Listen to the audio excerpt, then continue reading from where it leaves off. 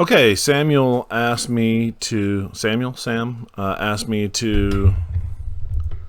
analyze a game, and I thought not only would I analyze a game, but maybe familiarize you with some of the chess.com controls and layout. So you can see here, I'm going to have some features that you probably won't have because I have a paid subscription. But I'm pretty sure you can get to an analysis board. You may not be able to save an analysis board for future use, which I have this button here to save it. But when you're looking at a game, especially at the start, this black and white line at the side is your evaluation of the current position. And because white gets to go first, it kind of starts out as a 0.17 in white's favor. Not a lot, but there is, traditionally white has better win odds against black. That's why in a tournament, you're going to get sorted white and black, and that kind of somewhat goes into how you do on your rankings. But over here, you'll see the moves that were played, and you will also see color codes for how the chess engine thinks you did. So this little yellow color right here means that it was a mistake, wasn't the best move. Maybe that was a dubious, it's like the level 1 mistake. The kind of peachy colors are, this is a mistake. And then the dark red colors are blunders. So that's kind of, so you can see how that works. You might also have a review available, one that chess.com does for you. I think I get like 5 or 6 or unlimited. I had to go look at the benefits that are associated with my paid account. I think most people, if you have a free account, get one of these a day. So you don't want to use this game review on a game that you're not really curious about. So just be careful. If you're playing a lot of games, maybe play a lot of games and then go back and decide, okay, this game were some close calls. I was confused about what I should do here. I'm totally confused about how I got into a bad position. That would be a game you would want to use your game review on.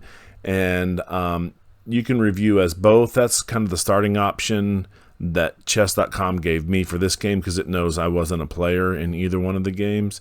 But you can also choose, review as black or white or however you want to review it. And then you can show both moves. All right, and then Flame is Sam's account. So I didn't realize that when I was first. I didn't realize, I didn't look. So I've looked through this game once, but I was looking at white's moves. So Sam, I'm going to flip the board. So you can flip the board when you're looking with this little flip board button here. And so let's look at the game from Sam's point of view. These are also your lines. So this is giving you the best move that it thinks of, and here's the next best line, and then there's the next best line of moves. And you can toggle these off. So like sometimes if I'm doing a puzzle for y'all on the board, I will toggle those off so you can't see what the computer says is the best move. So let's get into this one.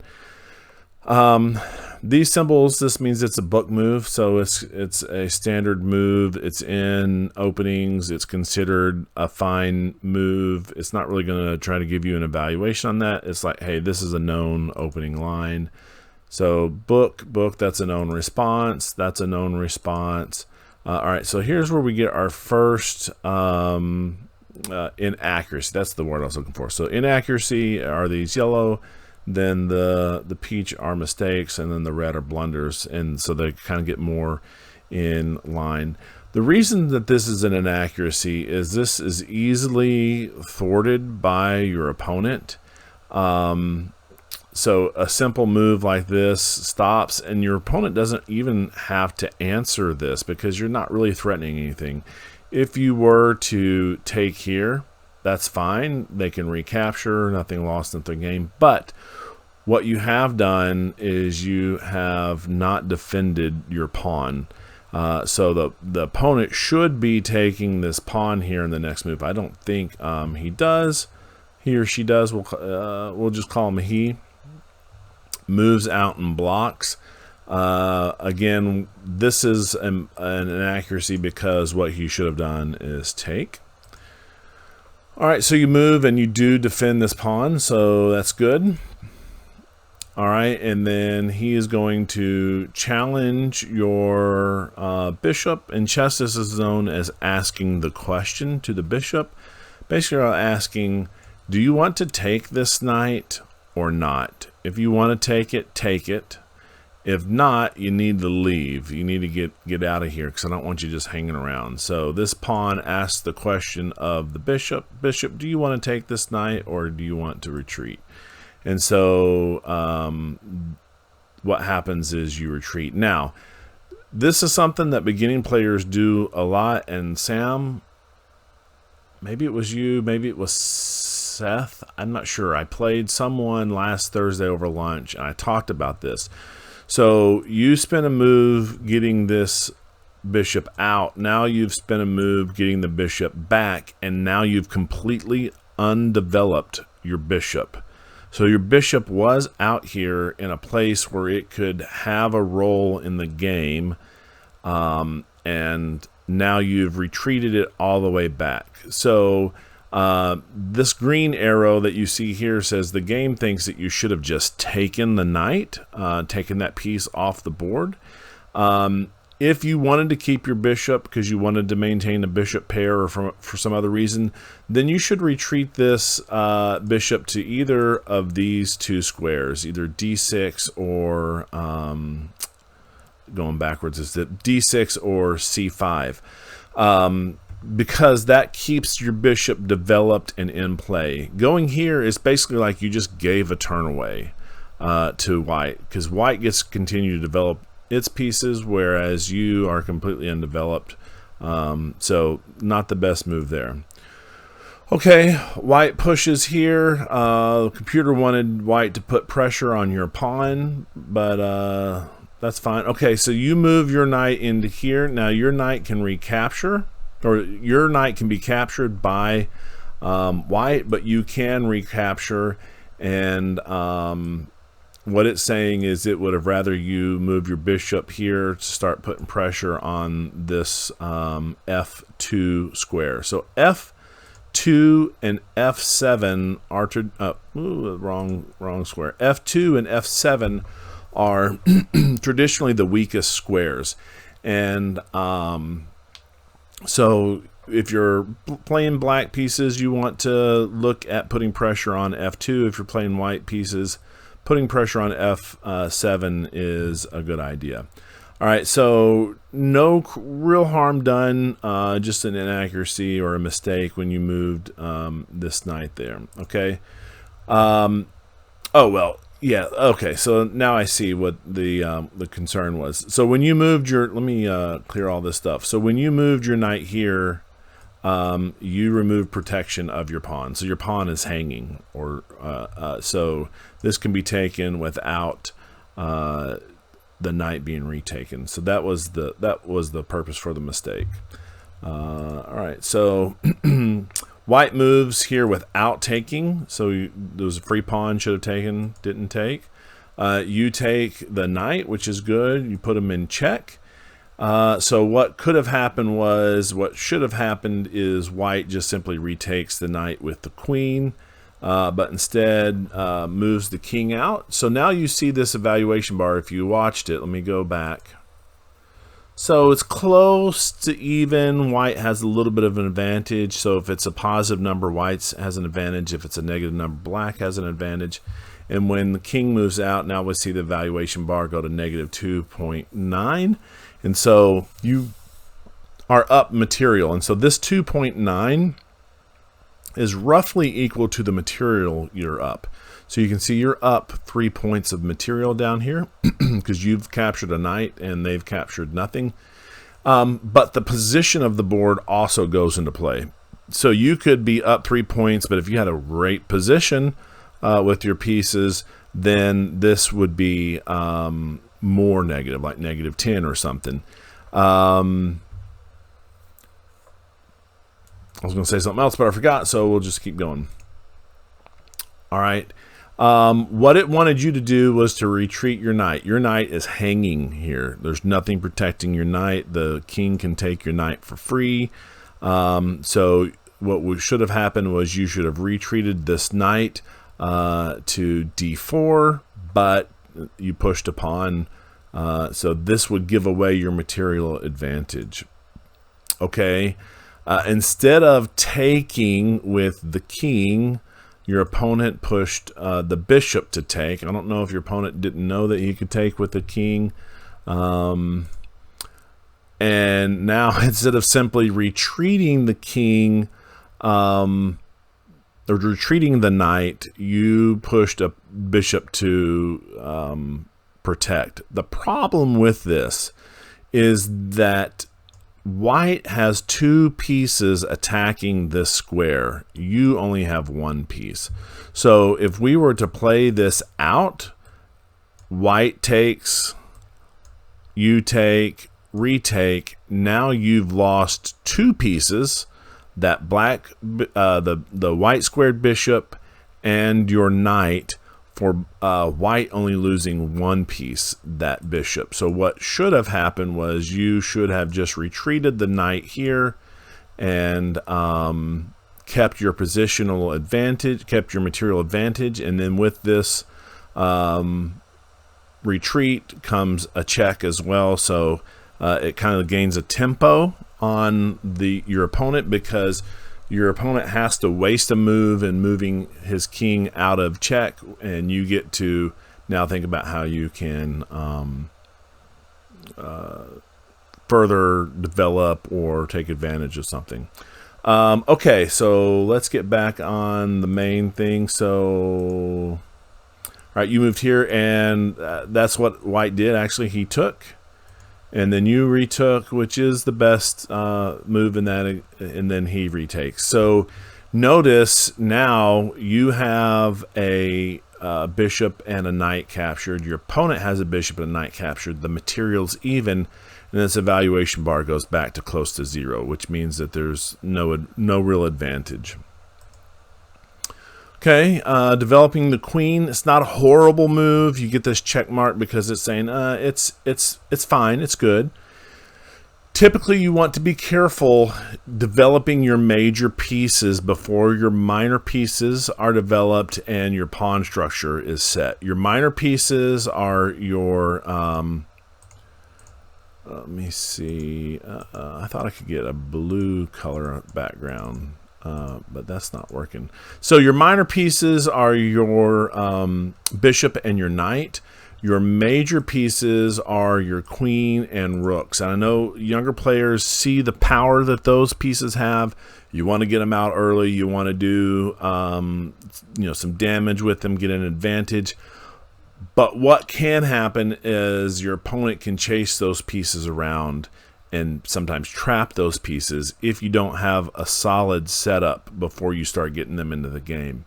Now, with this move, you've actually checked the king, which is at least stops the opponent from making some move. But you could have some pawn pushes here that would eventually lead to. I guess this pawn would need to. I guess this pawn would need to move here, and then we could push here and could attack your queen. And because the pawns are less valuable than the queen, you're always going to save your queen in comparison. So getting a queen or rook out early can be dangerous. So really we should be looking for natural development moves like a knight here, a bishop here. Your pawn could be taken here, but we can lock up the position by moving it here, seizing a good pawn structure and control of these black squares by these 2 pawns. So those are types of principles that you need to be thinking about in the opening. Getting a good solid pawn formation and getting your knights and bishops on squares that are active and protected. So getting a knight on an outpost where, let's say, I can't do that, but let's say eventually in the game, this pawn isn't here, and you could put your knight on this square. What is that? F4. Then that would be an outpost, assuming this pawn's not here. Like, let's say it's moved up, because there's no pawn that can attack that knight and kick it out of where it wants to be. And so now that knight is basically cemented in there. Your opponent would have to trade off a bishop or a knight to get your knight out of there, and you would take that back. So those are the good spots that knights can be, because when you have knights centralized and protected by a pawn, they have a lot of squares that they control. Don't want that one, I want this one. So if you had a knight here, look at all the squares that it can control.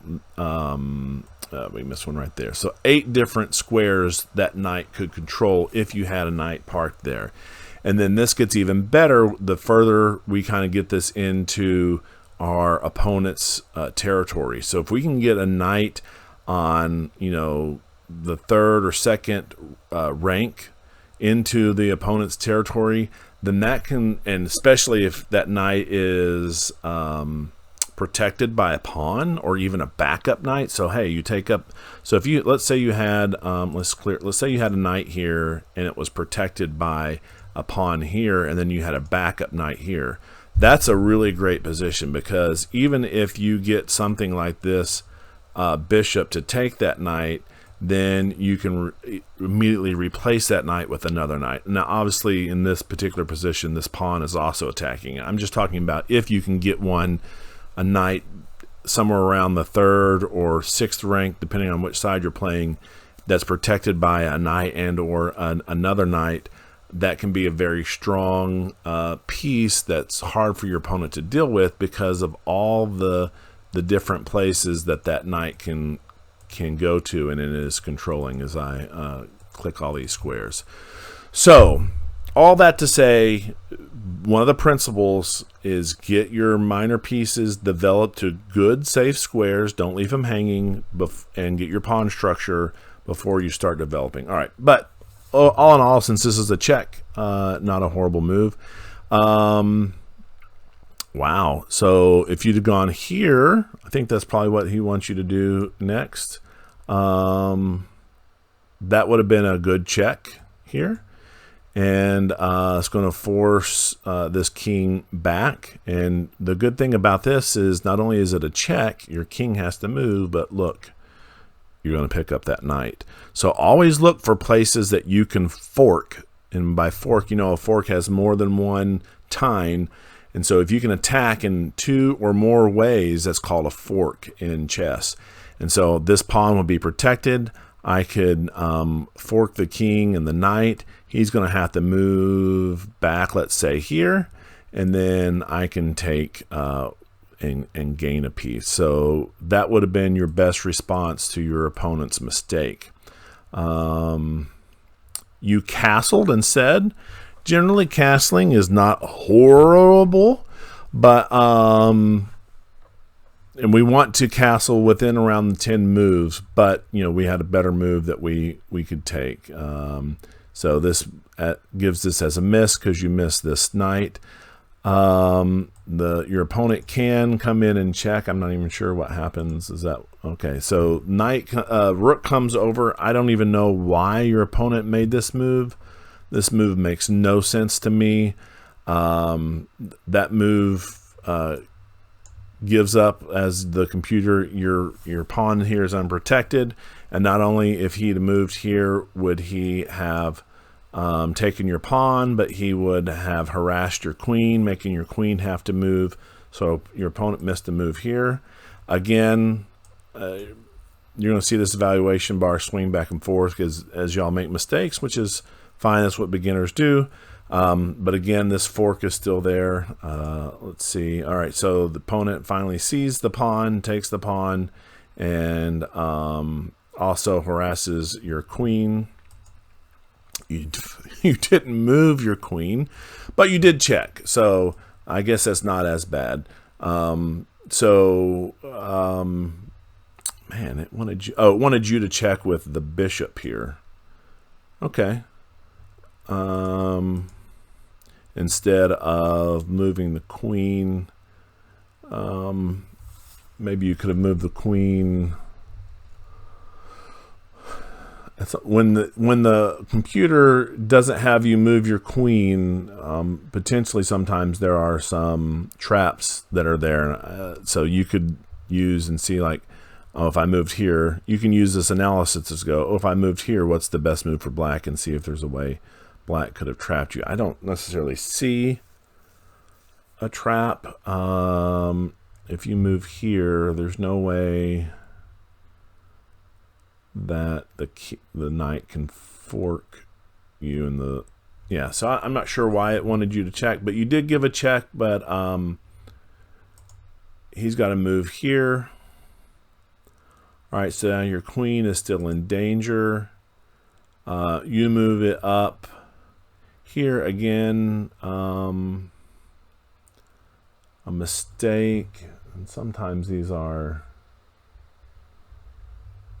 unclear. Yeah, no. So it just wanted you to give the same check by moving to h6. All right, so generally you do not want your king out here in the open, especially, well, you do not want your king out in the open in the opening or in the middle games. Once you get to the end game and a lot of pieces are off the board, then your king becomes much stronger, and in fact sometimes a necessary player in creating that final checkmate. So you do want to activate your king once a lot of pieces off of the board, but this is not a move that is good, because it puts this king out in the open and could potentially start getting some checks and maybe drive him further away from protection and eventually checkmate him. All right. Yeah. So yeah, this is the problem with this move. You're forcing your queen to be, when you move, let me get that off the board. When you moved here, yes, you checked the king, but you also put your queen, you kind of x-rayed your queen by this bishop. So if you had, let's get these off, if you had moved here to h6, you would still have this x-ray, but you would be forking. Let's look at that. Let's back up here. So if you had moved here, then you would be creating a fork between this pawn and the king.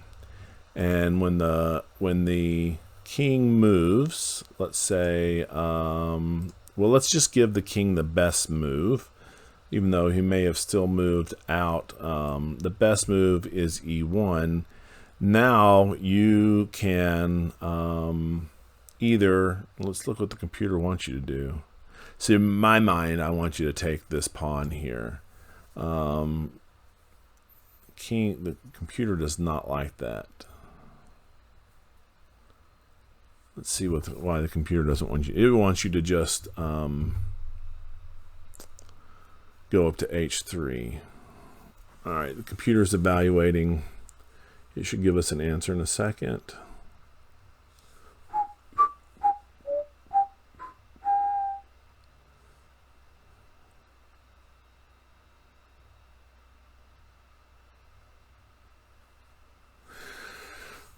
Well, one of the reasons it doesn't want you to do that is because you're going to lose your knight, but I don't know how. Let's go back. If I go here, why wouldn't you still lose the knight? If he goes here, takes your knight.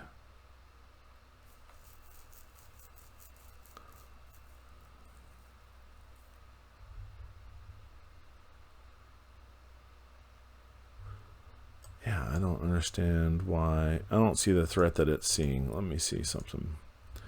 So we come up here. He takes. I take back here. It's still saying white has a huge. It must be something in the position that white can do that I'm not seeing. Oh, so it wants white to bring the queen out here.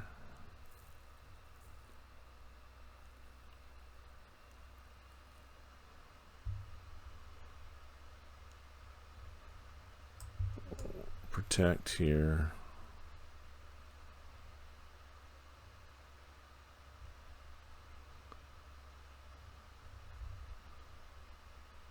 Move here.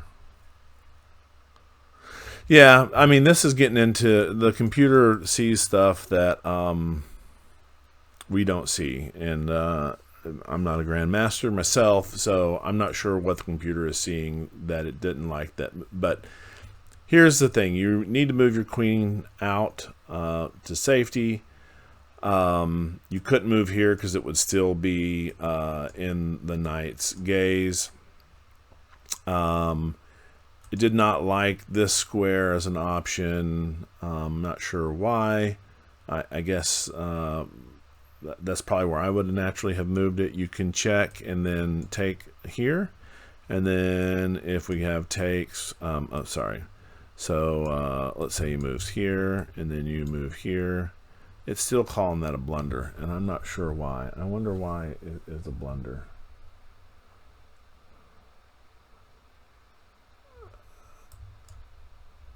Because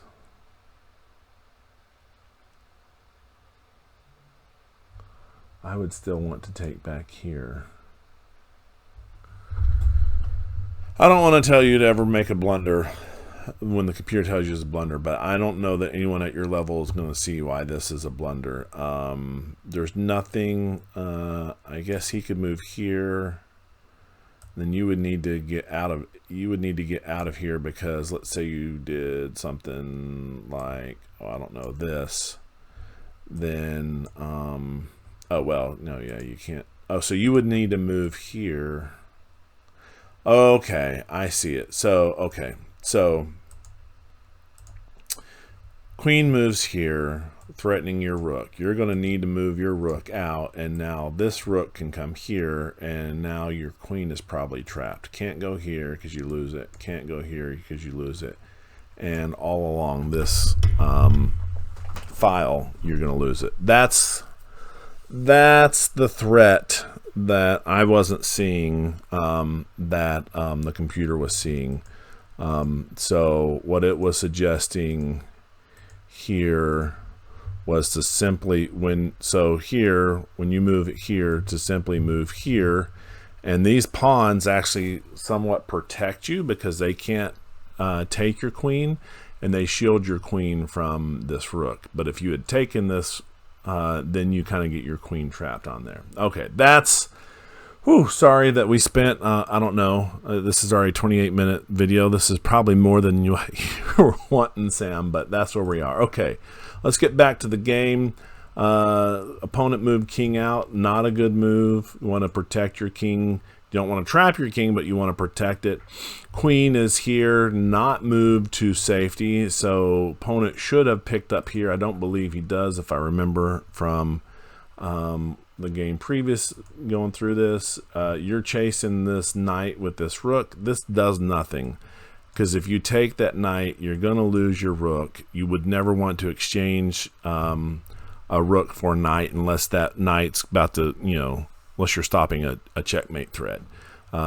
So not only are you kind of not doing anything with this move, you're still hanging your queen here. All right, your opponent, instead of seeing that he can take your king with your queen with this bishop, moves the queen, moves this pawn in, and actually gives you this one last chance. Hey, your queen is under attack now, two ways. I'm not sure why you abandoned your queen. She feels lonely and sad over here, and you took this knight with this rook. The computer is suggesting in this position, if you'd have taken here, that puts the king in check, which your rook didn't, and it's going to say this is the best response, taking that bishop back. And then you should, oh man, your queen can't move here, can't move here, just get to safety. I'm not sure why it doesn't have you move it here or here. Like, these are no-goes, but these seem reasonable responses. It wants, oh, it just wants you to recheck the king. And now the king moves over, and now we have a knight check of the king. Oh, we got a mate threat here. See these, if you're looking over at the evaluation, if your opponent makes the best move, he's still up. But if your opponent makes a bad move, then you're threatening mate here. So if your opponent moves here, you could move here, and now your knight is trapping here. Your rook has all of these spaces. This is why it was important in this position for your opponent's king to move here, so he has this escape square here. So anyways, none of that happened. So let's go back. Instead of, so you took here with the rook. Your opponent's going to finally take your queen off the board. Oh no, your opponent's going to take the rook off the board. So you still had a chance to save your queen. But now you've put your bishop in harm's way. You're almost forcing this king to take your bishop. Your bishop's not protected. Your opponent's king has to respond. It's going to take the bishop. So now this is like going on the 15th move where your queen has been under attack. So you move your rook out here. Opponent finally takes. Check, moves it to safety, takes,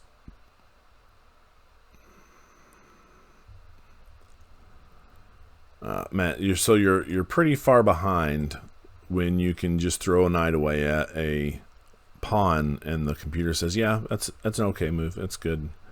You are threatening the rook. Not sure why I didn't take the rook. Your knight with the pawn. So now this is a great move, because if he were to take here, you could win the queen, although you should lose your rook as well. So you're trading a rook and a knight for a rook and a queen, which is a good exchange. Does oh, Sam, take the queen. Take the queen. Oh, and it didn't even want you to, it didn't want you to take the queen. It wanted you to protect your rook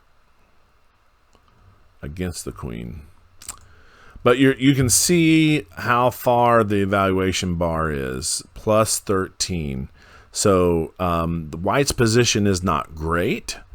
He has 15 material. Oh, that's not what I want to do. He has 15 material up on you, but notice that the evaluation is only plus 13.9, which means when you look at that, if those are about equal, it means that white has done as expected with its material advantage. If the evaluation is less than the material, it means that for the material that white has, he could have a better positional advantage over you. And then if it were more than the material, it's saying that your opponent has done a really good job with the material he has in creating a disadvantaged position against you. So let's get back to the game itself. At this point in time, this is a huge, huge material position. He's got both of his rooks plus a queen plus a bishop. Now you do still have a pawn majority over your opponent, but you know, if they use their non-pawn pieces, they're gonna be able to wipe out your pawns. Now, something to be aware of: if for some reason your opponent could get the queen here, that would be checkmate, because your king would not have an escape square. So this is called a back rank checkmate, and you need to be aware of it. So when you are on the back rank and you have this protection of the pawns, lots of times we want a rook, you know, sitting here to sweep up anything that might try to check your rook, your king, or we want you to push a pawn. Typically, your king. Let me clear all this. Typically, your king is going to be on this square, either B or G, behind this row of 3 pawns. And then, if a back rank checkmate seems like it's a possibility, you want to give your king an escape square. So pushing either your A or your H pawn up to the 6th rank can give your king an escape square if there comes a threat on this back rank. So in my mind, that's a danger right now for you. All right, let's see.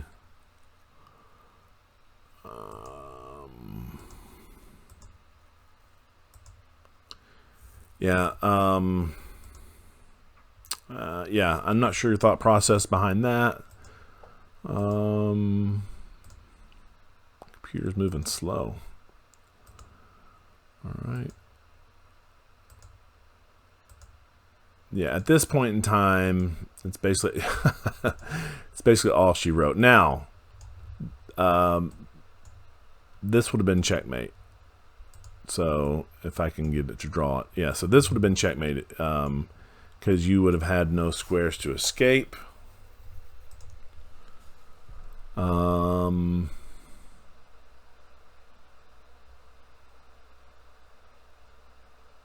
So again, still miss checkmate. All right, so then you move, and then now you do get checkmate here. I'm not sure why they're calling that the preferred. Why would that have been preferred? I mean, just another. Yeah, I don't know why they prefer that checkmate versus the other one. All right, so you did get checkmated here in the end.